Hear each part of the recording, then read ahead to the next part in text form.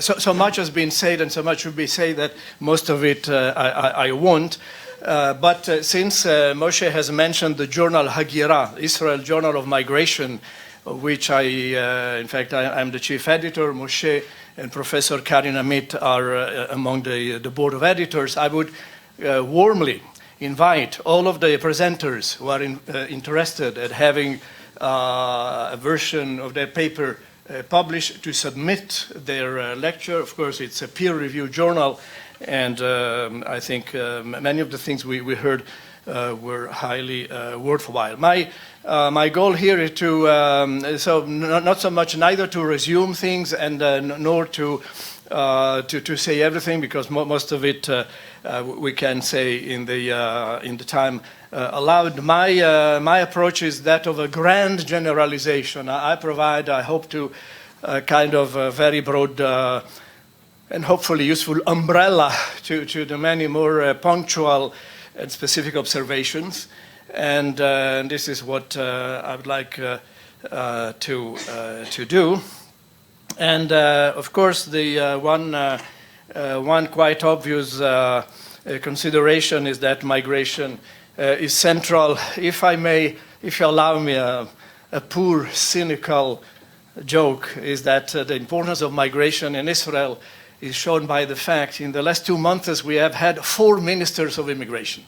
So, a topic that can get Sofa Landwehr, Benjamin Netanyahu, Yariv Levin, and Yoav Gallant in less than 2 months. For 4 ministers, it must be a topic of great centrality. But in fact, it is. And I'd like to open with just a few words about really the global picture, which we haven't dealt so much, and the data are known. The fact that international migration has created a huge amount of people who live out of their countries of birth, of origin. The latest estimate, which this is the latest world population report, but of course time passes, there are at least 250 million people who live outside of their countries.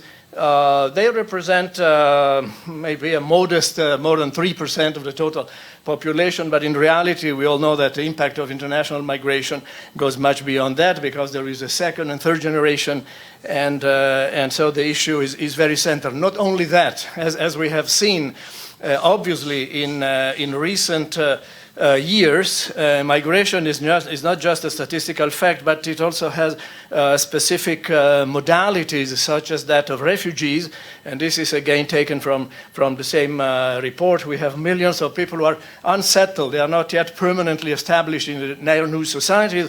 One of the countries specifically very present in recent years have been Syria, our neighbor, and the effect, though, of such attempts to move from one place to another without a legal recognized framework go much beyond the sufferance and the unsettling and dislocations, because they, as we know, can produce political consequences. And what we see, for example, in the European Union is the destabilization of a huge political system that we thought would be one of the great pillars of the world political system.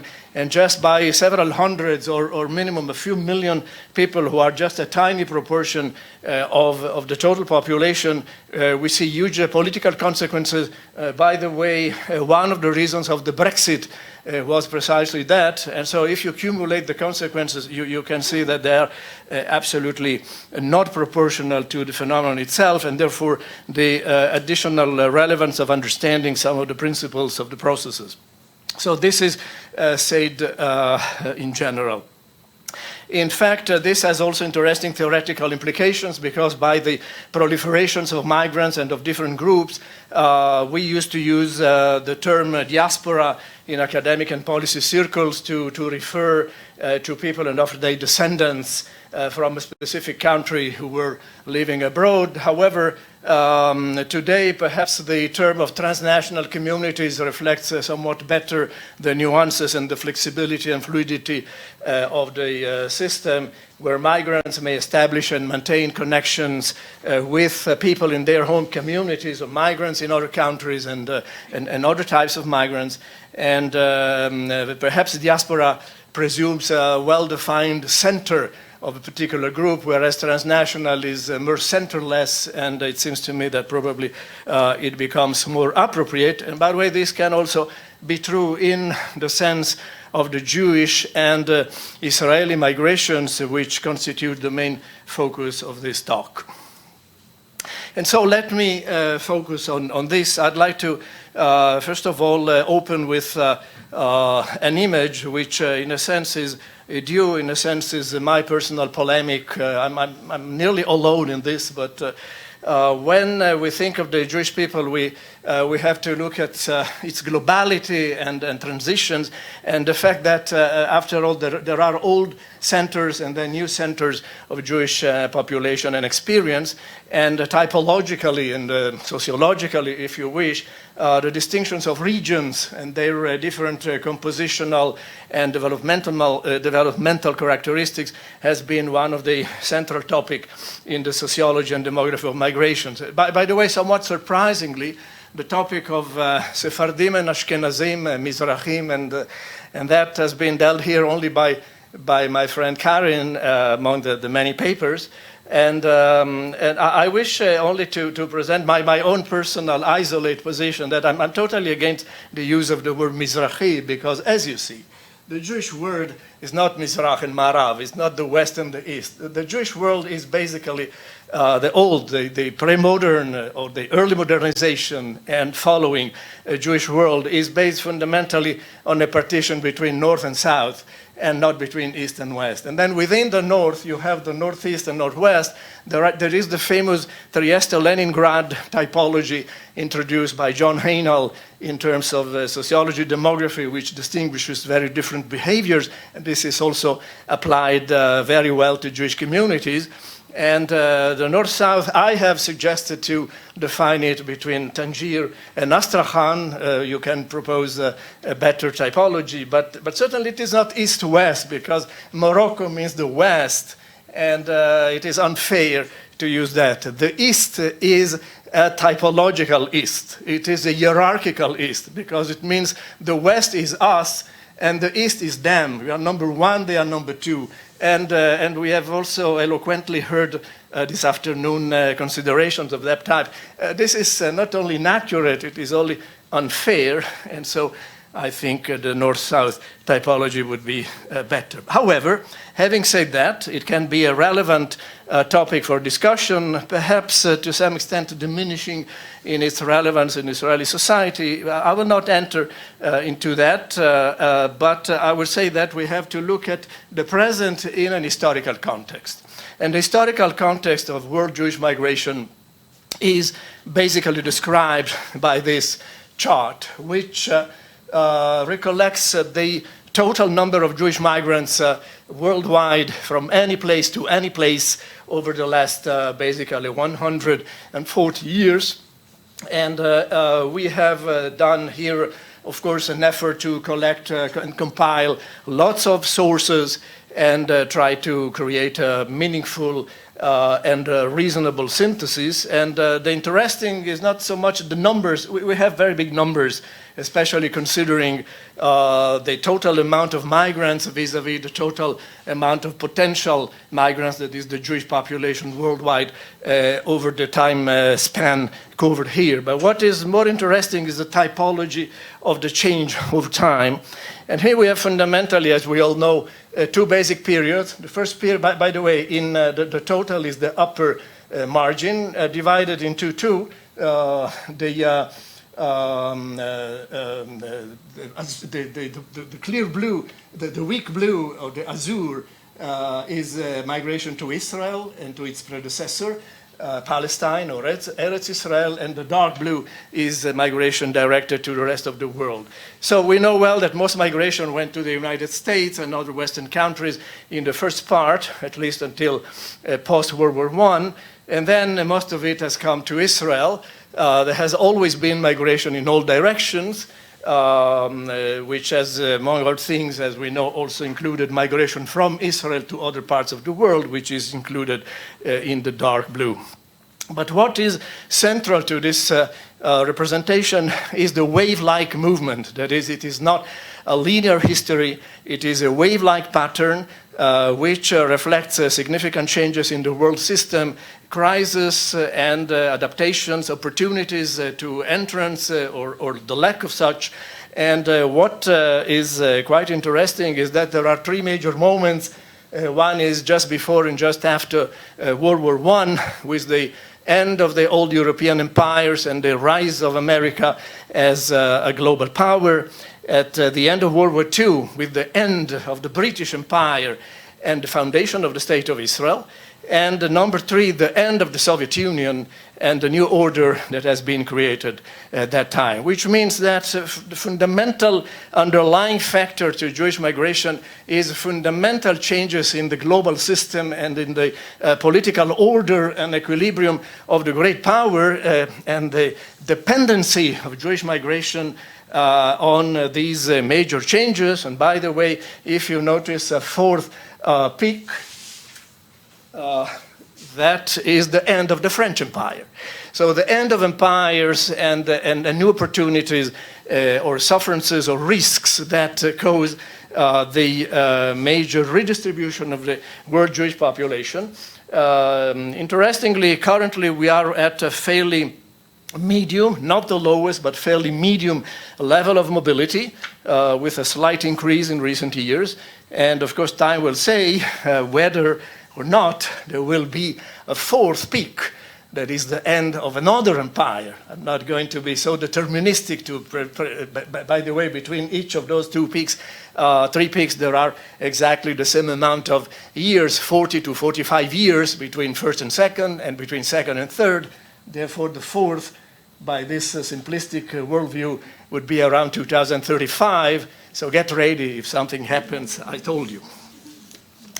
In terms now of the Jewish presence today, what has happened has been a substantial concentration of the Jews in two main places, the State of Israel and the United States. These data reflect, by the way, a somewhat restrictive definition of who's a Jew. It is what I call the core Jewish population. It includes people who say, I'm Jewish and I'm not something else, fundamentally based on social scientific observation, not necessarily on rabbinical law, because we are social scientists, we use empirical sources, so we have surveys, we have censuses, and so it is the self-declaration. It requires a minimum availability of willingness to say, okay, I belong to a certain group, no matter how defined and no matter what I do or believe, or I don't, but I have a certain origin and I do not have an alternative identity, which is basically what the Israeli Supreme Court decided in the case of the Father Daniel in the late 50s and early 60s. Now, based on this, you see the overwhelming concentration between the two main shareholders, and then the rest subdivided into minor shares with France, Canada, UK, and mostly other Western countries noted here, whereas, as we know, Eastern Europe and also Islamic countries were important in the past. It's a totally different geography, and therefore, we have to relate in the continuation of our presentation to this fact. I try, beyond descriptive, to find some kind of underlying analytic framework, and I suggest now the following. In comparing 1980 and 2018, and having two graphs in which each point represents one country, and having decided to check the hypothesis that the Jewish presence is related to the level of development of a country, we have on both dates on the bottom axis the level of development as measured by the Human Development Index, which is an index published by the United Nations Development Program, including health, education, and income. And by such an index, you can rank horizontally all of the countries of the world. Vertically, you have the proportion of Jews out of total population. And the question is whether there is a relationship, a statistical relationship. The interesting fact is that the answer is very different in 1980 and in 2018. In 1980, the answer is basically no. You have a kind of complex cloud. The statistical relationship, for those who like the R square, which is the determinant, that is how much of the variance is explained by the combination of those two data, is slightly less than 2%. Not impressive. But in 2018, the variance explained has grown to 44%, which is very high, meaning that when I use one single explanatory variable, which is very primitive for a model, and I explain nearly half of the variation in the geographical distribution of the Jews, it means that the underlying logic in globalization and in the opportunity to improve your status, given freedom of movement between countries, which today is fairly true, which was not the case, and certainly not in 1980, when still the Soviet Union, which was a very big client in this game, did not allow free migration. At that point, you see that the last about 40 years have been quite momentous, and the Jews have seized the opportunity to adjust them to a better situation, with the state of Israel being among the 20 more developed countries, and therefore admittedly special in terms of culture and sociological status, but also compatible with the general global view of modernization and development as the underlying factor for a Jewish presence. We could test also an alternative hypothesis that there are negative factors at work, and then I will now compare two things. What's the proportion of variance explained by development when now under the horizontal axis I still have the same index of human development, but on the vertical axis I put the share of Jewish migrants out of the total Jews in a given country. That is that true that if the situation is better, fewer people will move, and if the situation is worse, more people will move? Well, this is clearly demonstrated by this equation, very simple relationship. Nearly 40% of the variance is explained, and most sociologists will immediately publish a paper when they find such high levels of coherence. And so this is, again, basically the complementary to what I just said. If the situation is good, you don't move. If it isn't, you tend to move. And Israel is being a fairly developed country and also having a very open immigration law for Jews, then that's quite a normal target. But let's now compare this with a different explanatory motive, and that would be the push introduced by anti-Semitism. Are Jews responding to anti-Semitism, and that's the reason why they migrate? Now, on the vertical axis, we have the proportion of Jews migrant out of total Jewish population, and on the bottom line, we have put an index of anti-Semitism as computed by the Anti-Defamation League. It is indeed a very simplistic mode of addressing the topic. It only addresses the kind of attitudinal aspect of anti-Semitism by the general population, based on an investigation in more than 100 countries. But again, it gives you a minimum possibility of ranking countries by a certain version of, if not anti-Semitism, it's still at least a prejudice or some amount of hostility toward Jews. And here we find that, in fact, the equation is slightly positive. The more negative environment, the more migration, but the statistical explanation falls down to less than 5%. So you have nearly 40%, nearly 5%. The power of the two different hypotheses is very different, and it starts creating a certain image. Of course, more sophisticated analysis will take the two together and will add further explanatory factors, but this, at the initial stage, can certainly be helpful.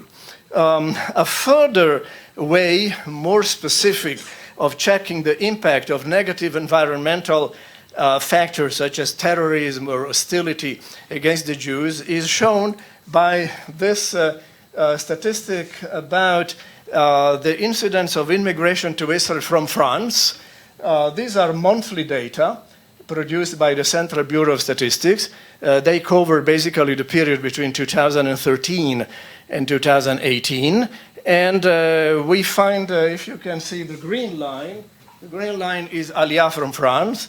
The gray line is Aliyah from the former Soviet Union. And the upper level is total Aliyah. The hypothesis here would be that instances of terrorism, partly against Jews, but also partly against general society, would create an atmosphere enhancing increased migration. And to some extent, we find that until maybe 2015, 2014, but then declining. We have had, with the red arrow, specific acts of terrorism, Charlie Hebdo and Kosher Market, and this is Bataclan, and this is the Promenade in Nice. Well, the correlation between Aliyah and those facts is very weak. And then Aliyah from France tends to weaken, meaning that this is not the explanation, that there must be other factors at work that will explain why more or less people come in, and we will find those explanations. So far, therefore, the general developmental socioeconomic and general framework seems to be stronger than the alternative one. And here I proceed, and I do go into, again, a reconsideration of Israeli migrations. This is, I think, one of the most well-known graphs. It's the number of immigrants to Israel in blue, and the number of emigrants from Israel with the red dotted line.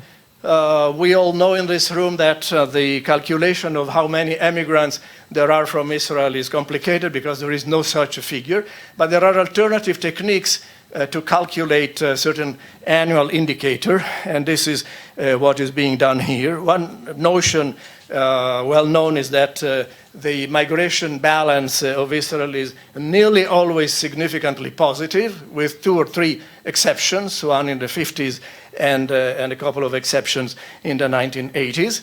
And in recent years, what we can see, based on what I must specify, is not the total number of people who leave Israel.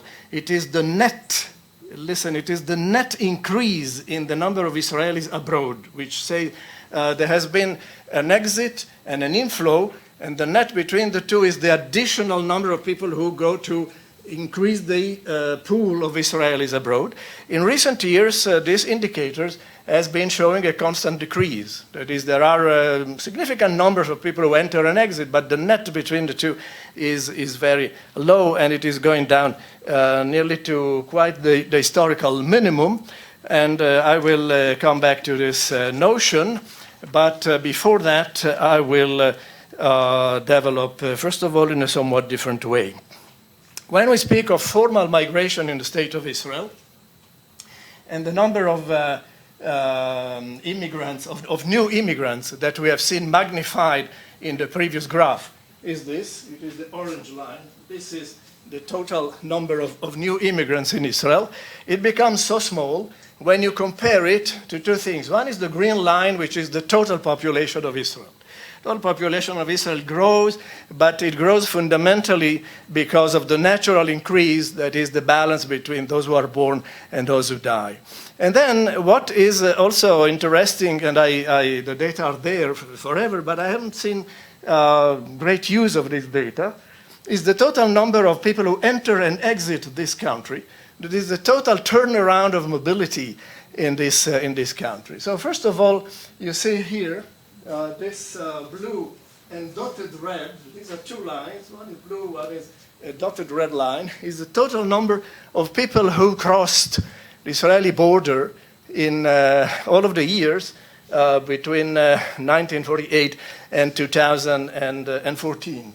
It is a number which has grown incredibly. The number of boundary passages is annually about like the number of population. There is something like 8 million people coming in and 8 million people going out, with a very tiny difference between the two. This includes tourists and everything. But more interesting is the number of citizens who come and go. And that's the lower line. In black, you are the number of those who enter, and in dotted blue, the number of those who exit. And again, the number reaches the incredible level of 4.5 to 5 millions over a population of 8 million, approaching now 9, which I think if, I confess I haven't had the time to check that, it would mean that in the United States, about 250 to 300 million Americans go abroad and come back. I don't think this is the case. I mean, the turnaround of the Israelis is spectacular, and these are citizens. Okay. So it means one thing is migration as a kind of permanent factor. The other thing is to look at that in a broader perspective of mobility. This is a country that has undergone a huge revolution in terms of its openness to the world and also integrating people who come from all over the world. And migration, I must say, tends to become a relatively more marginal factor in the total amount of mobilities that affect Israel. I will make a further comment toward the end. Looking more specifically at what happens to immigrants from the main countries, and here I take the last about 17 years, I wanted to check once again whether there is covariation between the number of immigrants, and this is Aliyah, meaning if there is covariation, that there is a common underlying factor, and the common underlying factor to people who live in different countries cannot be but the state of Israel. That is, Israel is one, and if it has a power of attraction or lack of attraction, the number of immigrants from different countries will covariate according to what Israel does or does not. If, on the other hand, the variation of the countries is different, it means that each responds to a set of factors that operate in the countries of origin. And in fact, quite quickly, you see that the second explanation is true, because the lines, take Russia, Ukraine, France, USA, Ethiopia, and the balance of the 8 main countries in Latin America, and of course there are other countries, but the numbers are much smaller, they have different stories. The bigger variation is in the 2 main countries in Eastern Europe, Russia and Ukraine. But remember that the number of Jews in Russia is at least 3 or 4 times bigger than in the Ukrainian Republic, and yet the number of immigrants is nearly the same, which means the factor of living is much higher in Ukraine than in Russia, which is explained by the political, economic, and military troubles of that country. On the other hand, I go back to France, the blue line. I see that there is significant increase after 2010. We reached the peak in 2015, and then 3 consecutive years of diminution, and we go back in 2018, which is the last, more or less to where we were at the beginning of the 2000s. This is a cycle that seems to have concluded its power. Evidently, the case of Ethiopia is totally different, because Ethiopia is something governed by decisions taken in Jerusalem. We bring 1,000, we don't bring, and so the numbers are simply decision-making by the government. They do not reflect the real intention of the people at home. And finally, Argentina, for which Adrian already illustrated the same data, we have one peak here, which is the year where the central bank went bankrupt, and then returned into a kind of normalcy. I also wanted to sharpen my observation. I added the years up in green when the GNP in the State of Israel was growing by a factor of at least 4%. That is, the economy is doing well, so it's the pull factor that works. Look at the correlation between this and this period with the data. Very, very scarce, to say the least. In some cases it works, most of the time it doesn't. Maybe the paradox is that when it goes well, more Ethiopians arrive, but and again here. which means Ethiopia is a matter, I'm sorry to say, of budgets and not of values. That would be my cynical conclusion. But in the other cases, it is totally not connected, and therefore it represents the situation of Jews abroad. And this is, again, an important conclusion to understand migration to Israel.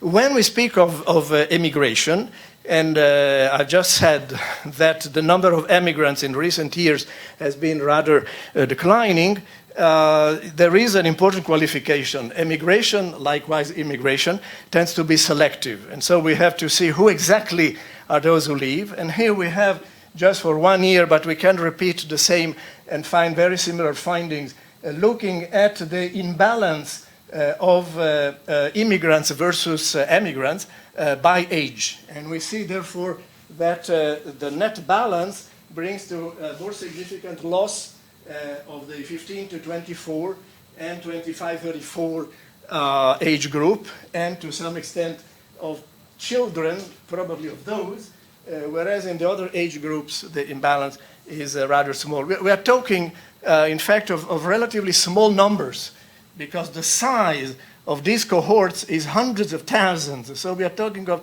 a minimal percent of the cohort, yet the effect is selective, and it drains out people who are younger and probably better educated, or that are going to be better educated. So the impact is not that minimal as it might look.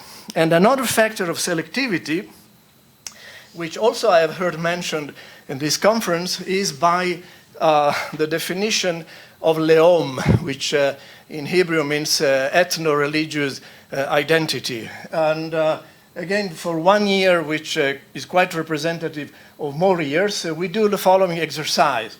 We have a certain structure of population, and the population includes about 75% Jews, about 20% Arabs, about 5% so-called others, who are the non-Jewish members of Jewish households defined as eligible in terms of the law return.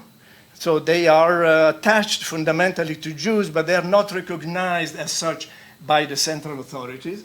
And that's the population. And this is the composition of those who emigrated in that particular year and in other years. And so we find that there is a significant overrepresentation of this group. There is also an overrepresentation of this, although this may be 3 or 4 or 5 times more than its weight in the population. This may be 10-15% higher than its weight in the population. And this group is significantly underrepresented in outmigration. And so this again has some admittedly minor effect on population composition. But regarding the particular group of others, it, in my view, reflects a sense of uneasiness and of feeling of lack of opportunity and lack of integration, and maybe also discrimination by the Israeli legal system. And so this is something that has certainly analytic interest and political interest. Now, having said that, migrations have become more and more flexible and changeable. There is an interesting news. The Central Bureau of Statistics, likewise most Central Bureau of Statistics in the world, has considered an emigrant, with or without quotes, as someone who has been absentee from the country for 1 consecutive year. That is 365 days out of the country means the person is not here. The person who re-enters then will be re-inscribed among the resident population. So 1 year absence or returning after at least 1 year of absence. Now this is not very realistic because even persons who leave the country quite permanently, in fact, very often will return to family visits. And so if someone returns for 1 week, that person breaks the year, and so it has never left the country for a year, and so it has never left the country, which in reality is not so true. So in a recent working paper and meeting and decision-making, the CBS has decided to consider an emigrant, temporary, but in any case not a resident, someone who spent abroad at least 9 months. They have softened the criteria. That is 275 days, of which at least the first 3 months consecutively. So it means you leave and then you have to stay at least 9 months to be considered abroad. And symmetrically returning, someone who has been in Israel at least 9 months, of which 3 months is consecutively when returning. And so this gives, I think, a more flexible and more realistic approach to the whole problem of migration. Interestingly, since there has been some simulation performed, the net balance between the 1 year in and out or the 275 days in and out, the net balance is nearly the same. There may be a difference of 1,000 or a few hundred. I mean, it will not change very much the decision, the judgment about what has happened to Israeli society in that particular year, but it will reflect better the situation. Now, I come to a point that not everybody will like, but I will say that anyhow. And I ask myself, is it possible that internal migration in Israel, or certain types of internal migration, can have a pattern which is similar substantially to external migration? And, well, I admit, influenced by reading the papers and certain polemics and certain facts that happen, I wanted to check whether the net migration balance between Israel within the Green Line and Israel out of the Green Line, that is Judea and Samaria and Gaza, may have some sense of a kind of out-migration, meaning leaving Israel and going to a different experience, not very distant, but yet administratively different, politically different, and conceptually different. And so I just tested the hypothesis. And so here, look at what I found. We have 3 indicators. The green indicator is the net migration balance between Israel and the West Bank and Gaza, which gives a certain number of people in thousands to the advantage of West Bank and Gaza, with one exception in 2005, when the disentanglement from Gaza brought away several thousand people, and so the net migration balance of the territories was much smaller. Then we have another indicator, Yerida, that is the actual migration. Here it is magnified vis-a-vis the graph we saw before, but it is exactly the same data, so there are certain fluctuations. And then the third indicator, the blue dotted line, is the percentage unemployed in the state of Israel at the same years. And I think in the first place, when I watched this, I would say, well, look, in the 3 cases, there is some covariation. They somewhat go up, and they somewhat go down. So this is a visual impression. And then I proceed with my correlations and calculating the explanation of one variable over the other, and I find the following. Unemployment, which is one single economic indicator, would explain about 24% of Yerida.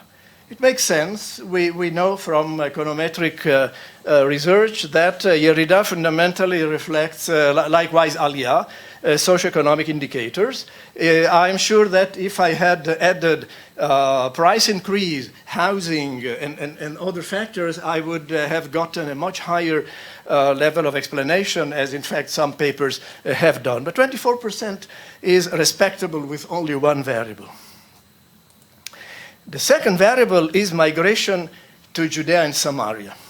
And here I find, and this is based on 40 years, that is every dot is a year, I find that unemployment explains something like 33.5% of migration to Judea and Samaria, which is quite a strong explanation for a statistician. And then if I wish to complete the triangle, I find that Yerida. In this case, I take Yerida as a kind of the atmosphere, discourse, not so much numbers, but the type of siach tziburi, the discourse that we have in this country, is correlated to migration to Judea, Samaria, in effect explains it statistically at a level of 43%, which is quite amazing.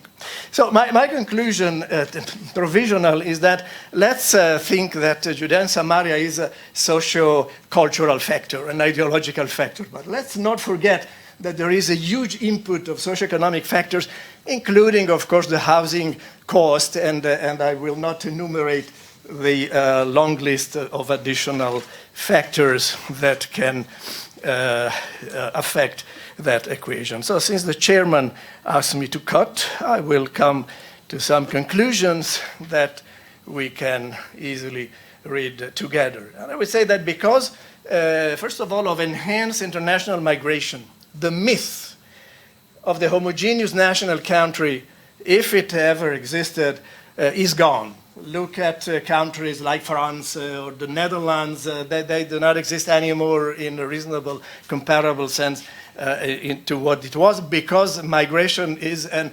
irreversible factor, and this applies also to the State of Israel in one way or another. Migration, as known, is a permanent constitutive element in the long-term Jewish and Israeli experience. It promptly, very promptly, as we saw, reacts to worsening conditions at the known places of origin and to opportunities at the imagined place of destination. Changes in the world Jewish population system generated by migration affect the likelihood of further migration, because if you had taken out all of the population from the less developed countries, as in fact has been the case, today you have a situation where 88% of the Jews in the world live in the countries that are more developed than Israel, and only 12% live in countries that are less developed. We have used the pool, including the Soviet Union, including Arab countries, and much of Latin America. And so there is not so much left. Given equal opportunity, socioeconomic determinants tend to prevail over ideological ones. The share of Jewish migration out of total world Jewish population currently at moderately low levels.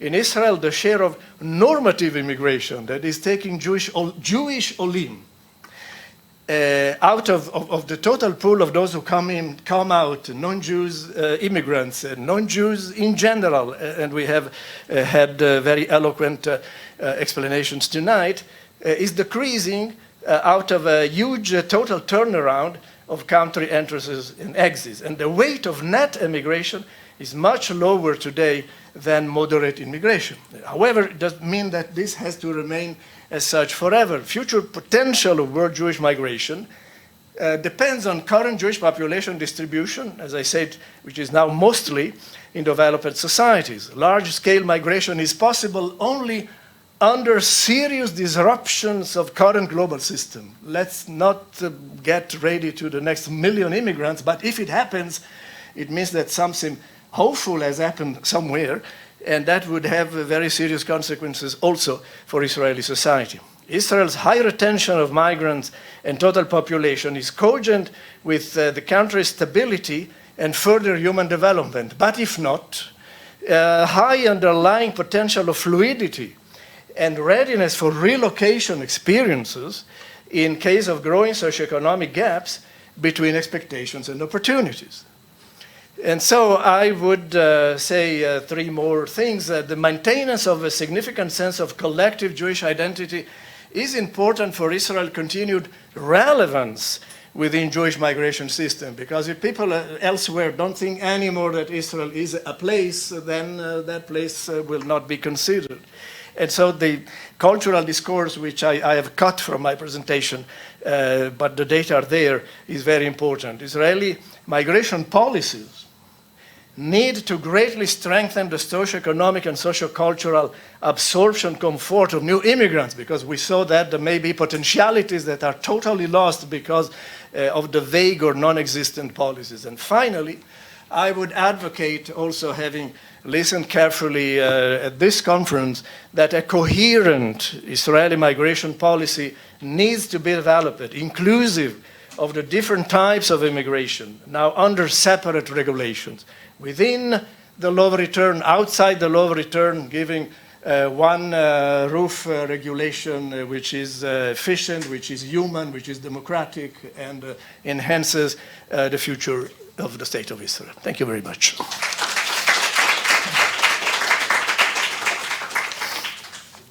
Yeah, we have any time left, but if you feel like you can, please. Yeah, thank you very much, Sergio. By 7, we have to get out of this room. Okay. Thank you very much, Sergio. Could you make some comments on migration out of Israel as a function of, on the one hand, wars and terrorism in Israel compared to economic situation here?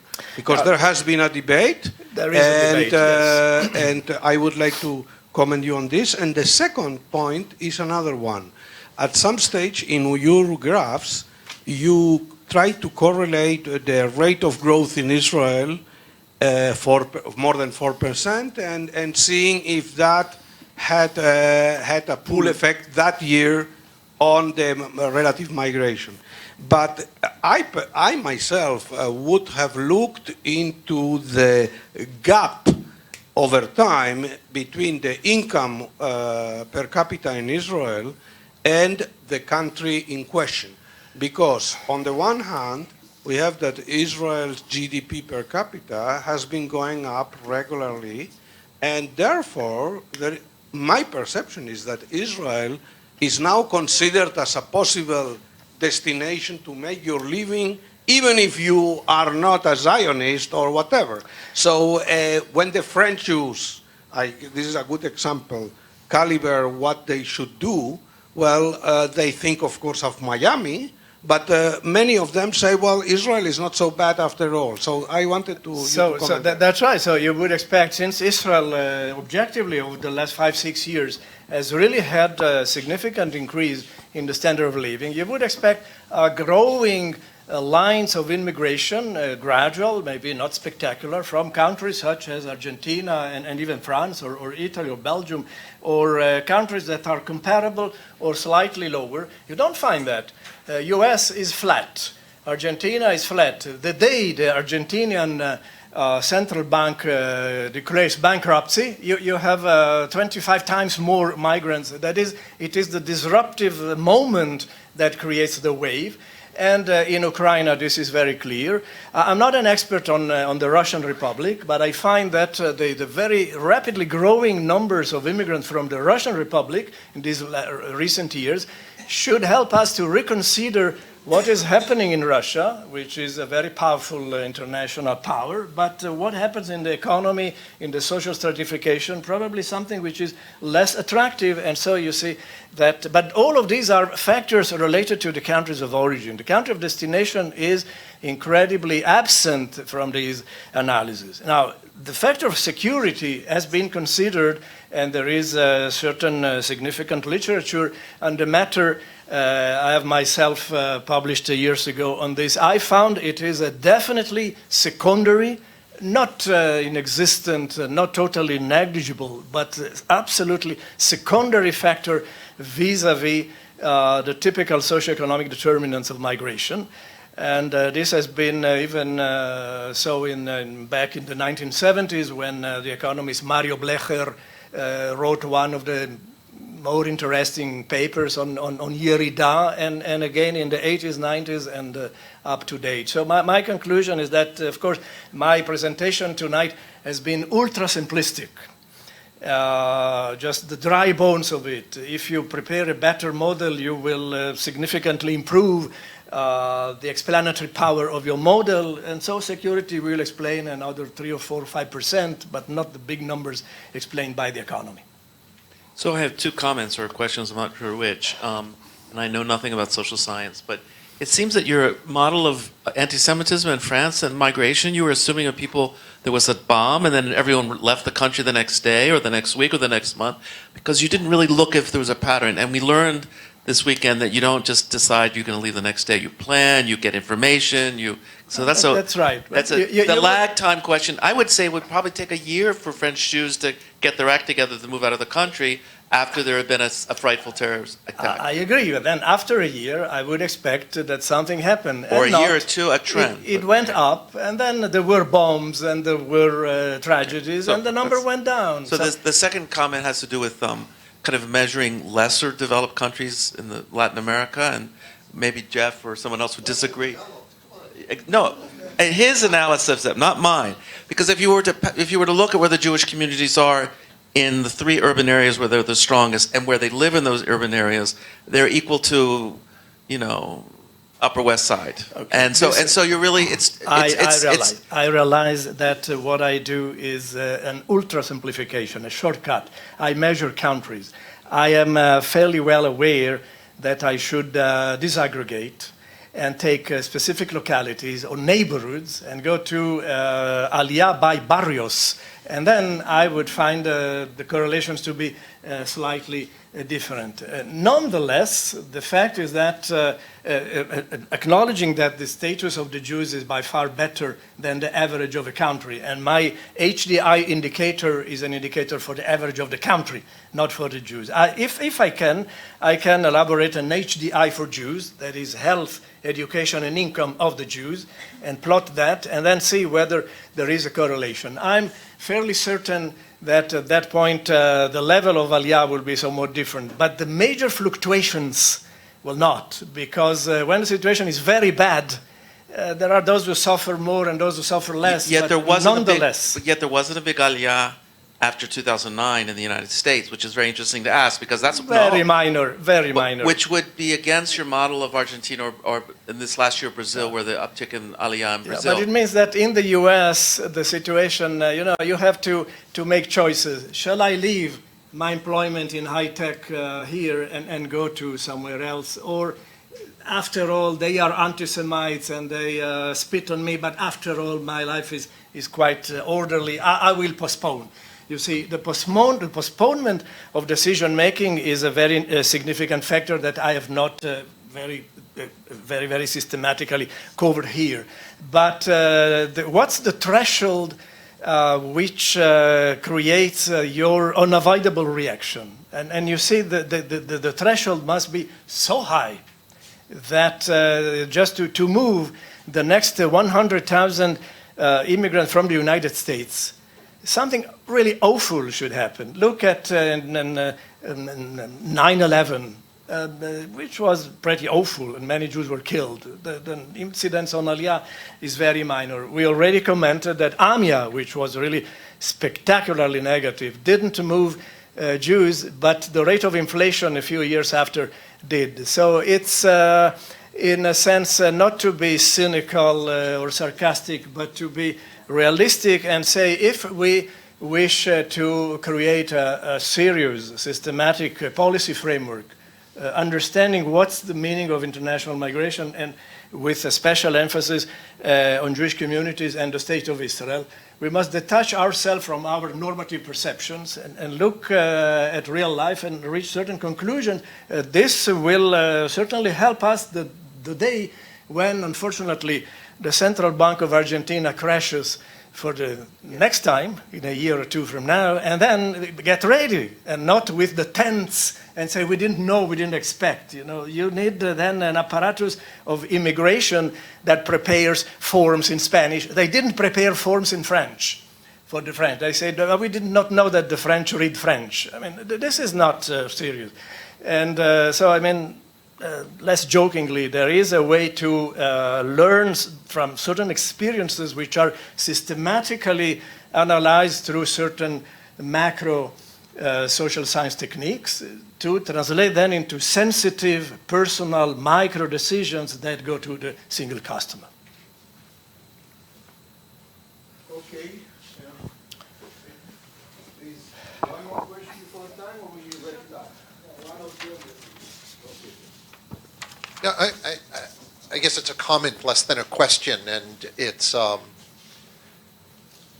I've been thinking about the whole conference as you've been doing, and about the different kinds of methods and ways of understanding migration.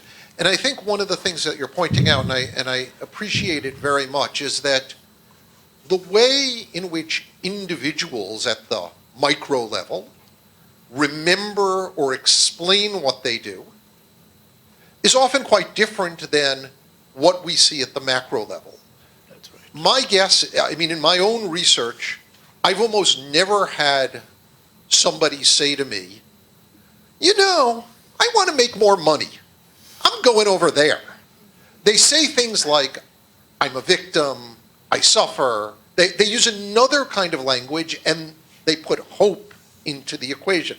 And so I think actually the conversation that we're having here, it's not actually an oppositional conversation. Absolutely. It's actually a complementary conversation Yeah. about, and it reminds us methodologically, right? Because we've talked a lot about methods over the last couple of days, that we have to find a way to use demographic data and then think about how people either understand or remember their own experiences, and by putting them into the conversation, we have some kind of good outcome. I totally agree with you. There is another way of putting that. If you ask, as we know from qualitative surveys, why did you go on Aliyah? People will say for Zionism, sometimes the future of my children, Jewish culture, the Jewish state. And then you look how many went in a given year. It was the year of the bankrupt of the National Bank. And then everybody was Zionist and was thinking of the children. So the two things reflect, in fact, two very different methodologies. My own way of putting that is to advocate for teamwork in our profession. We usually operate as isolates. Each of us write a paper, sometimes two authors join forces, but we need to strengthen the inter and multidisciplinary thread of work, which has emerged beautifully from this conference, but I think it emerges from the logic of the data as well. So let me add a final note before thanking all participants and the organizers. Yesterday, as we were about to start this conference, one of the participants looked at the program and said, but this is too heterogeneous, and there are scholars from too many disciplines. But I think that in a way we did manage to offer all sorts of new encounters, if you'd like, of senior scholars and junior scholars, of sociologists and historians and demographers and political scientists. And I think it made the discussions more provocative, more productive in very many ways. And as the two of you, Sergio and Jeff, just pointed out, I mean, there were so many connections among the different papers. As I was listening to Ravit, I was thinking about the opening lecture of Gur this morning, whose research is also focused on the time period until they arrive at the host country, all these stations along the way. So in most cases, it didn't take 21 years until they made it to the new host country, but basically it's the same idea of looking from below at about looking at individual experiences, et cetera, et cetera. So, I don't know, I enjoyed this conference very much. I would like to thank you all for being here, for contributing to the success of this conference. And again, I would like to thank Mariana Hari,